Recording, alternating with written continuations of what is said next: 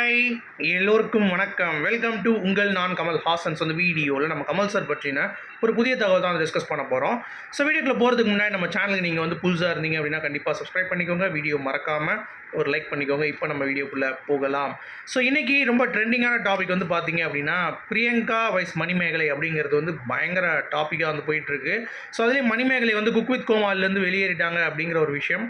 அவங்க சும்மா வெளியேறல, பிரியங்காவுடைய ஓவர் டாமினண்ட்டான ஒரு கேரக்டரை எக்ஸ்போஸ் பண்ணிவிட்டு அவங்க வந்து வெளியேறிருக்காங்க அப்படிங்கிறது நீங்கள் எல்லோரும் பார்த்துருப்பீங்க. ஆனால் அந்த ஓவர் டாமினண்ட் கேரக்டரை முதல்ல கொட்டு வச்சு உட்கார வச்சது யார் அப்படின்னு சொல்லி பார்த்தீங்கன்னா பிக் பாஸில் நம்ம கமல் சார் தான். ஸோ அது என்ன நடந்துச்சு அப்படின்ற சுவாரஸ்யமான விஷயத்த சொல்லி, ஏன்னா இப்போ வந்து அந்த டாபிக் ட்ரெண்டிங்காக இருக்கிறதுனால வேறு லெவலில் அதை வந்து நம்ம ஷோகேஸ் பண்ணி அதுக்கடுத்து வந்து பார்த்திங்கன்னா நம்ம அடுத்தடுத்து வந்து பேச போகிறோம். ஸோ ஃபஸ்ட்டு அந்த ஒரு எபிசோடில் பிரியங்கா வந்து எல்லார்ட்டையும் வந்து இன்ஃப்ளூயன்ஸ் பண்ணி எல்லாத்தையுமே வந்து பார்த்திங்கன்னா ஒரு குரூப் வச்சு பண்ணிகிட்ருப்பாங்க. அப்போ கமல் சார் வந்து கேட்பார், என்னங்க நீங்கள் ஒரு குரூப் வச்சு இன்ஃப்ளூயன்ஸ் பண்ணுறீங்க, அதை நீங்கள் வந்து இன்னொரு கண்டஸ்டன்ஸ் மேலே வந்து பார்த்திங்கன்னா புகுத்துறீங்க, ஆனால் உங்களுக்கு எதிராக அதே சேமில் ஒரு விஷயம் வந்து பண்ணுறாங்க அப்படிங்கிறப்ப அதை நீங்கள் பண்ணக்கூடாதுன்னு எப்படி சொல்லுவீங்கன்னு சொல்லி கேட்பார். இல்லை சார், அவங்க எழுதி காட்டுறாங்க சார் அப்படின்னு சொல்லுவாங்க, பேப்பரில் எழுதிலாம் வந்து காட்டுவாங்க அந்த டீமு அப்படின்ற மாதிரி கம்ப்ளைண்ட் பண்ணுவாங்க. உடனே கமல் சார் சொல்லுவார், பேப்பர் எழுதி காட்டுறது ஓகேங்க, நீங்கள் எழுதி காட்டுவீங்களா அப்படின்னோடனே, சார் அது கையில் எப்படி பண்ணுறது சார், அது எப்படி சார் தெரியும், பேப்பர் எழுதுன மாதிரி இருக்காதுல்ல சார் அப்படின்றாங்க. உடனே என்னம்மா அதுக்காக ரெண்டும் ஒன்று தானம்மா, இப்போது இப்படி எழுதி காட்டுறதும் சரிங்களா, பேப்பர் எழுதி காட்டுறதும் தே கேன் ஏபிள் டு ரீடில்.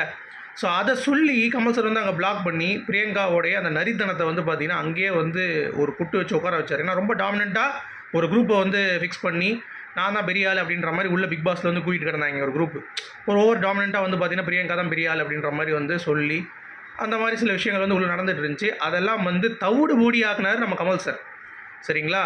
அதுக்கு இந்த அபிஷேக்கை கூப்பிட்டு வச்சு, அப்போ வந்து அபிஷேக்னு ஒரு பையன் உள்ளே இருந்தான், அவன் வந்து பிரியங்கா கிட்ட இன்ஃப்ளூயன்ஸாக ரொம்ப வந்து ஆயிருந்தான். அவனை கூப்பிட்டு வச்சு, நீ பிக் பாஸ் பார்ப்பியா இல்லையா, டொமோ மட்டும் தான் பார்ப்பியா, என் எபிசோடு தான் பார்ப்பியா அப்படின்ற மாதிரி அவனையும் போட்டு உரிச்சு வேறு லெவலில் பிரியங்காவுடைய ஒரிஜினல் ஃபேஸ், அதாவது அவங்க என்ன வேணாலும் பண்ணுவாங்க, அது நியாயம். ஆனால் அதே இது அவங்களுக்கு எதிராக எவனாவது பண்ணால் அது வந்து பண்ணக்கூடாது அப்படின்ற அந்த டாமினண்ட்டான அந்த கேரக்டரை முதலில் எக்ஸ்போஸ் பண்ணது கமல் சார் தான் அப்படின்றது தான் வந்து பாயிண்ட்டு. ஸோ அதை சீசன் 5 பிரியங்கா இப்படிப்பட்ட டாமினேட் கேரக்டர் அப்படின்னு சொல்லி நமக்கு வந்து தெரிஞ்சிருச்சு. அதுக்கடுத்து ஒவ்வொன்றா விஷயமும் வந்து எல்லாருமே பிரியங்கா வந்து ஆன் த ஸ்பாட்லேயே நிறைய பேர் வந்து கலாய்ச்சிருக்காங்க. ஆனால் முதல் விதை போட்டது ஆண்டவர் கமலஹாசன் அவர்கள் அப்படிங்கிறது தான் வந்து பாயிண்ட். ஏன்னா அது வந்து ரொம்ப ட்ரெண்டிங்காக இப்போ போயிட்டுருக்கு அப்படிங்கிறது தான். ஸோ வெயிட் பண்ணி பார்ப்போம் அடுத்து பிரியங்கா என்ன ரிப்ளை பண்ண போகிறாங்க. ஏன்னா அவ்வளோ தூரம் வந்து குற்றம் சாட்டிட்டு நான் ஒரு ஷோ விட்டு போகிறேன் அப்படின்ற மாதிரி ஒரு ஆங்கர் வந்து சொல்லியிருக்காங்க. அப்படிங்கிறப்ப அவங்களுடைய ரெஸ்பான்ஸ் என்ன அப்படிங்கிறத வெயிட் பண்ணி பார்க்கலாம். அடுத்து அட்லி 6 கமலஹாசன் அவர்கள் இந்த படத்தில் இருக்காரா அப்படின்னு சொல்லிட்டு செப்டம்பர் 21 அட்லியோடைய பர்த்டே அன்னைக்கு கண்டிப்பாக அப்டேட் வந்து நம்ம சொல்கிறோம்னு சொல்லியிருந்தோம். ஆனால் அதுக்கு நடுவுலையே இன்றைக்கி ஓணம் அப்படின்றதுனால அட்லி அவருடைய ஃபேமிலி விட்டுட்டு அவர் மட்டுமே போய் ஸ்ட்ரைட்டாக வந்து கமல் சாரை ஆஃபீஸில் மீட் பண்ணியிருக்காரு. ஒரு லஞ்சுக்கு இன்வைட் பண்ணியிருக்காங்க, ஃபேமிலியோடு சாப்பிட்டுட்டு அதுக்கடுத்து வந்து இந்த ஸ்டோரி நரேட் பண்ணியிருக்காங்கன்னு சொல்கிறாங்க. ஸோ ஃபைனல் அப்ரூவலுக்காக வெயிட்டிங்காக. ஸோ 21 தெரிஞ்சிடும் Kamal sir is part of this project அப்படிங்கிறது நமக்கு வந்து தெரிஞ்சிடும். ஸோ வெயிட் பண்ணி பார்க்கலாம். அடுத்து தளபதி 69. ஸோ கமல் சாரும் டார்ச் வச்சு நின்னார், விஜயும் டார்ச் வச்சு நிற்கிறாரு. ஸோ அப்படி இருக்கும் பொழுது ஒருவேளை கமல் சாருக்கு சொல்லப்பட்ட இந்த கதை தான் விஜய்க்கு வந்து அப்படியே உல்ட்டாவை மாற்றி சொல்லப்பட்டிருக்கா அப்படின்னு சொல்லி கேட்டிங்கன்னா 100% அதற்கு வாய்ப்புகள் இருக்குது. ஏன்னா இது முதலில் கமலஹாசன் அவர்களுக்கு இப்போ சென்ற கதை கிடையாதா. ஏன்னா சொன்ன விஷயம் வந்து பார்த்திங்கன்னா ஒருத்தங்களாக ஒரு 4-5 பேர்கிட்ட சொல்லி தான் கதை வந்து கமல் சாருக்கே வந்திருக்கு. ஸோ ஃபஸ்ட்டு விஜய்க்கு தான் சொல்லியிருக்காங்க அந்த கதையை மெர்சல் டைமில், அடுத்து அஜித் அவர்கள் சொல்லியிருக்காங்க, அடுத்து விஜய் சேதுபதி அவர்கள் சொல்லியிருக்காங்க, அடுத்து தான் கமல் சார், அடுத்து தான் வந்து திருப்பி விஜய் கைக்கே வந்து இந்த படம் போயிருக்கு அப்படின்ற மாதிரி சொல்கிறாங்க. இது முழுக்க ஒரு பொலிட்டிக்கல் கமர்ஷியல் ஸ்டோரி அப்படின்ற மாதிரி வந்து சொல்கிறாங்க. ஸோ வெயிட் பண்ணி பார்க்கலாம். ஒருவேளை கமல் சாரோடைய இன்புட் வந்து ஓவராக இருந்திருக்கும் கண்டிப்பாக. ஸோ அது வந்து எப்படி மேக் பண்ண போகிறாரு வினோத், ஏன்னா இவ்வளோ தூரம் டிஸ்கஷன் பண்ணுறப்ப எதெல்லாம் வந்து நல்ல பாயிண்ட்ஸ் இருக்கோ அதெல்லாம் வந்து எடுத்து தான் பண்ணியிருப்பார். ஸோ விஜய் படம் கண்டிப்பாக அந்த ஒரு இம்பாக்ட் வந்து கிரியேட் பண்ணுவான் அப்படிங்கிறத வெயிட் பண்ணி தான் பார்க்கணும். அடுத்து பாபநாசம் 2 எப்போ வரும்னு சொல்லிட்டு அந்த படத்தோட டேரக்டர்கிட்ட இப்போ லேட்டஸ்ட்டாக வந்து பேசியிருக்காங்க. அதுக்கு வந்து அவர் சொல்லிட்டாரு, கமலஹாசன் அவர்கள் நான் வந்து ஒத்துழைக்காமல் இந்த பாபநாசம் 2 தமிழில் நான் எடுக்கவே மாட்டேன். ஏங்க அப்படின்னு சொல்லி கேட்டதுக்கு, அவர் நடித்த மாதிரி யாருங்க நடிப்பா தமிழில், நான் யாரையும் நான் பார்க்கவே முடியல, அவர் கால் ஷீட் கொடுத்தாருன்னா நான் கண்டிப்பாக பண்ணுவேன், அது வரைக்கும் பண்ண முடியாது, தமிழில் அவர் பண்ணால் தான் பண்ண முடியும், இல்லாட்டி நான் பண்ண மாட்டேன், அது வந்து பார்த்துக்கலாம் அப்படியே கிடக்கட்டும் அப்படின்னு சொல்லி ஒரே போட வந்து போட்டார். அடுத்து சுஹாசினி அவர்கள் ரொம்ப சூப்பராக வந்து பார்த்திங்கன்னா ஒரு கமல் சாரோடைய ஒரு காதல் கதையை வந்து வெளியிட்டிருக்காங்க. அதாவது என்ன அப்படின்னா, இது இப்போ ட்ரெண்ட் ஆகிட்டு வந்துட்டு இருக்கு. கமல் சாருக்கு 3 வயசு இருக்கும் பொழுது மதுரை வீரன் அப்படின்னு சொல்லிட்டு ஒரு படம் பார்த்துட்டு வீட்டுக்கு வந்தாங்களாம். அப்போ வந்து அவங்க அம்மா சொல்லிகிட்டு இருக்கும்போது, கண்ணே அந்த பூசணி பூக்களை பார்த்தாயா எவ்வளோ அழகாக இருக்கிறது அப்படின்ற மாதிரி அவங்க அம்மாவை திரும்பி பார்த்துட்டு அந்த படத்தில் இருக்க டைலாக் வந்து சொல்லி காமிச்சாராம். ஸோ உடனே அவங்க அம்மா சொன்னாங்க, பார்த்தியா என்னையே வந்து ஃப்ளிட் பண்ணுறான் அப்படின்ற மாதிரி. ஸோ 3 வயசுலேயே தலைவன் வந்து பார்த்திங்கன்னா சும்மா வேறு லெவல் மூடில் தான் வந்து இருந்திருக்காப்புல அப்படிங்கிறது பார்க்க முடியுது. ஸோ காதல் மன்னன் அப்படிங்கிறது சும்மா சொன்னால் முடியுமா அப்படின்றது தான். அடுத்து ஸ்ரீவித்யா நீங்கள் கேள்விப்பட்டிருப்பீங்க. ஸ்ரீ திவ்யா நீங்கள் கேள்விப்பட்டிருப்பீங்களான்னு தெரியல. அவங்க தான் அந்த வருத்தப்படாத வாலிபர் சங்கத்தோடைய ஹீரோயினாக இருந்தாங்க. இப்போ மெய்யழகன் அப்படின்னு சொல்லிட்டு கமல் சார் பாடியிருக்காருல ஒரு படம், 2 பாடல், அந்த படத்துக்கு நடிச்சிருக்காங்க அவங்க. ஸோ அவங்க வந்து சொல்லியிருக்காங்க, கமல் சார் என்னை வந்து ரொம்ப அழுக வச்சிட்டார் இந்த படத்தில் அப்படின்ட்டு. ஒன்றுமா அப்படின்னு சொல்லி யோசிக்கும் பொழுது அந்த பாடல் 2 பாடல்களில் அந்த ஒரு பாடல் நிஜமாகவே என்னை ரொம்ப வந்து எமோஷனுக்குள்ளே வந்து தள்ளிடுச்சு. நான் கிட்டத்தட்ட 1 ஹவர் வந்து அழுதுட்டு இருந்தேன். ஏன்னா எங்கள் அம்மா ஞாபகம் வந்துருச்சு. உண்மையான அன்பு எனக்கு வந்து இது வரைக்கும் கிடைக்கல. ஸோ இந்த பாடல் கேட்கும்பொழுது எனக்கு அந்த லெவலுக்கு போயிடுச்சு. ரொம்ப கமல் சார் வந்து பக்காவாக பண்ணியிருக்காரு, என்னை அழ வச்சிட்டார் அப்படின்ற மாதிரி சொல்லியிருக்காங்க. அந்த பாடல் நிஜமாவே வந்து பார்த்தீங்கன்னா இவன் யாரோ அப்படின்ற அந்த சாங் வந்து சூதிங்காக இருக்குங்க. நீங்கள் சும்மா படுத்துட்டு அந்த பாட்டை கேளுங்களேன். வேறு ஒரு உலகத்துக்கு வந்து பார்த்தீங்கன்னா கமல் சார் வந்து கூப்பிட்டு போயிடுறார் அப்படிங்கிறது உண்மையான ஒரு விஷயம் தான்.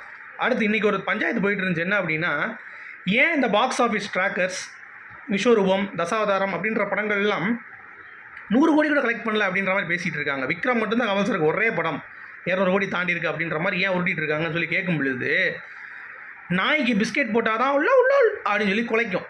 அதே மாதிரி பாக்ஸ் ஆஃபீஸ் ட்ராக்கர்ஸுக்கும் வந்து ஏதாவது கொஞ்சம் காசு கொடுத்தா தானே. கமல் சார் பாக்ஸ் ஆஃபீஸ் பற்றி கவலையே படுறது கிடையாது, ஓகேங்களா. அவர் வந்து அதை மைண்டும் பண்ண மாட்டார். ஸோ அதனால் இவங்க மறந்துடுறாங்க போல தெரியுது. ஒவ்வொரு தடவை விடம் எழுதும் விக்ரமே மறந்துட்டாங்க இந்த வட்டம்.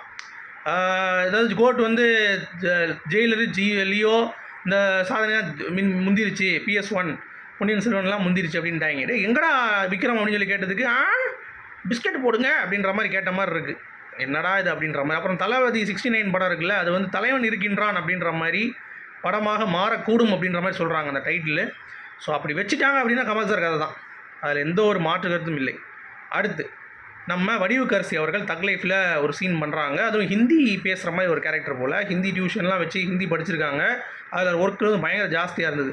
அப்போ கமல் சாரை பார்க்கும் பொழுது, ஐயோ 2வது அவர் கூட நடிக்க போகிறேன், எனக்கு பயமாக இருக்குது அப்படின்னு இருக்காங்க. உடனே வையாபுரி போய் சொல்லிட்டாராங்க கமல் சார்கிட்ட. உடனே கமல் சார் வந்து, எங்கே இவங்க நம்மளை பார்த்து பயப்படுவாங்களா? சிகப்பு ரோஜாக்கள் படத்தில் அவங்க பேர் நான் தப்பாக சொல்லுவேன், திஸ் இஸ் சந்திரா அப்படிம்பேன். No my name is Indira அப்படிம்பாங்க. டைலாக் இல்லாமல் தான் திஸ் இஸ் சந்திராவா அப்படின்னு கேட்பேன். அந்த பேப்பரில் இல்லை. ஆனால் அந்த பேப்பரில் டைலாக் கூட அவங்க ஒரு கவுண்டர் கொடுத்தாங்க பாருங்கள், அதெல்லாம் வந்து வேறு மாதிரி இருக்குது. இவங்க பயப்படுறாங்களா அப்படின்ற மாதிரி சொன்னாங்க. அப்புறம் தக் லைஃப் ரொம்ப சேலஞ்சிங்காக இருக்குது அப்படின்னாங்க. ரொம்ப பயங்கரமாக இருந்துச்சு எனக்கு. அது கண்டிப்பாக நல்லா வந்திருக்கும், நீங்கள் பாருங்கள், கண்டிப்பாக உங்களுக்கு பிடிக்கும் தக் லைஃப் படம் அப்படின்ற மாதிரி அவங்க மென்ஷன் பண்ணியிருந்தாங்க. அடுத்து கார்த்தி, நம்ம உலகநாயகன் கமலஹாசன் அவர்களை பற்றி, ஏன்னா மெய்யழகன் ப்ரமோஷன்ஸ்க்கு வந்து பேசிகிட்டு இருந்தாங்க. ஸோ அப்போ வந்து பார்த்தீங்கன்னா கமல் சார் இந்த படத்துக்கு 2 பாடல் பாடினது அப்படிங்கிறது எங்களுக்கு கிடைத்த ஒரு பாக்கியம். அவருடைய சிங்க குரலில் இந்த பாடல் கேட்கும் பொழுது எனக்கே வந்து பார்த்திங்கன்னா அந்த பாடல் மூலமாக அந்த சீனுக்கு அவ்வளோ ஒரு உயிர் வந்து வந்திருக்கு அப்படிங்கிறது பார்க்க முடியுது. ஸோ என்றைக்குமே சொல்கிறேன், கமல் சார் ஒரு சப்போர்ட்டாக அவங்களுக்கு வந்து வந்தார்னாலே அந்த படம் வேறு லெவலில் ஒரு ரீச்சும் ஹைப்பும் வந்து இருக்கும் அப்படின்ற மாதிரி அவர் வந்து பேசியிருந்தார். அது ரொம்ப அற்புதமாக இருந்தது. அடுத்து வந்து கமல் சார் வந்து பார்த்திங்கன்னா அந்த கிரேசி மோகன் மேலே இருக்கக்கூடிய ஒரு பயங்கரமான ஒரு லவ்வுங்க அவருக்கு. ஏன்னா நிறைய படங்கள் கிரேசி மோகனை வச்சு கமல் சார் வந்து பார்த்திங்கன்னா ஒரு பீக்கே வந்திருக்கார். கிரேசி மோகனும் டைலாக் கமல் சார் கூட உட்காரும் பொழுது வேறு மாதிரி எழுதுவார், ஓகேங்களா. அவங்க இப்போ ரீசெண்டாக அவருடைய ஸ்டோரிஸு, அப்புறம் அந்த மது பாலாஜின்னு ஒருத்தர் இருக்கார்ல, அவருக்கு ஒரு நாடகம்லாம் போட்டிருக்காங்க. ஸோ அதை பப்ளிசிட்டி பண்ணிகிட்டு இருக்கார் உட்காந்து இப்போ ரீசெண்டாக கூட. ஏன்னா அவர் இறந்துட்டார், அது போப்பான்னு சொல்லிட்டு போயிடலாம். ஆனால் கிரேசி மோகன் அவர் என்றைக்குமே மறக்காத ஒரு நண்பனாக இப்போ வரைக்குமே வந்து பார்த்திங்கன்னா வச்சுருக்காரு அப்படிங்கிறது தான். ஸோ அவருடைய ஃபேமிலிக்கு ஹெல்ப் பண்ணுறதா இருக்கட்டும், மது பாலாஜிக்கு அடிக்கடி ஃபோன் பண்ணி கேட்குறதா இருக்கட்டும், அப்புறம் இந்த மாதிரி புக்ஸு சிடிஸ் எல்லாம் விற்கணும் அப்படின்னா கமல் சாரே வந்து தனிப்பட்ட முறையில் ப்ரமோஷன்ஸ் பண்ணுறதா இருக்கட்டும், இதெல்லாம் வந்து நல்ல நட்புக்கு கமல் சார் செய்யக்கூடிய ஒரு பெரிய விஷயமாக நான் வந்து பார்க்குறேன். ஸோ உங்களுடைய கருத்துக்கள் சொல்லுங்கள். மீண்டும் நாளை இன்னொரு சூப்பரான சந்திப்போம். அது வரைக்கும் குட் பை.